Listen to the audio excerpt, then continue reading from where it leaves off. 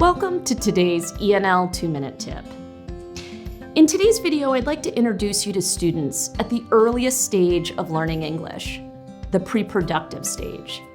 These are our early childhood learners who might be engaging with English for the first time at school, and they can also be older children who are recent newcomers to the United States. This initial stage is often known as the silent period because students in this earliest stage of English language acquisition rarely participate vocally in the classroom. As you might imagine, this is an overwhelming stage, both for the student and for the teacher, and it typically represents a student's first few months learning English. During the silent period, it's easy to understand how teachers might wonder if their students are learning anything at all, but please don't confuse their silence for not learning. Their productive language has not yet emerged, but their brains are very busy developing receptive language, what they're understanding. So don't force kids to speak. Instead, strategically tweak your learning environments to allow them to listen and to observe and make meaning from what they hear and they see in your classroom. Let's take a closer look at some strategies that are particularly helpful for learners in this very first stage of English language acquisition. First, devote yourself to helping any student in this earliest stage feel safe and part of your classroom community. Smile regularly at them and make an effort to show warmth. In early elementary, you might invite them to sit next to you at a story hour, and up the grades, you might take an extra moment to greet them at the door. Don't assume that these students know the customs and the practices of school. Pair them up with a buddy that will show kindness during vulnerable periods like lunch and recess. Have strong classroom routines so that they know what to expect next.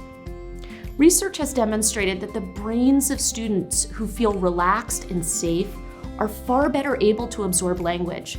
These efforts are not just about being nice. They will impact how quickly and well your students learn the language of your classroom. Another key strategy for these learners is not to force production. Avoid making them speak English. The time will come when they're able to speak, but for now, do everything that you can to help students make meaning out of what they hear and see. Repeat, repeat, repeat key vocabulary words, using visual support when you can. If you're learning about light, for example, in science, make sure your students hear and see the word light many times a day, and point to the light every time you say it.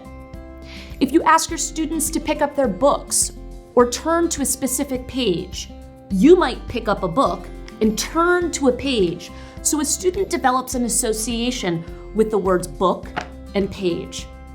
Allow your students to show you what they know by what they do. For example, by opening up a book or by nodding yes or no.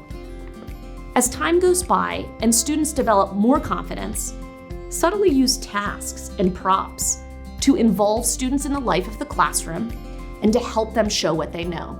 For example, Sabrine, please close the door, or Mubarak, hold this marker for me, or show me, where is the plant? Point to the leaves. Language learning does not happen overnight. The earliest stage of English acquisition can honestly be a very unnerving time. But when we see our students growing accustomed to our classrooms and adjusting to an English environment, when they smile and begin to show us all the quiet but marvelous things that their brains are doing, it's nothing short of a joy.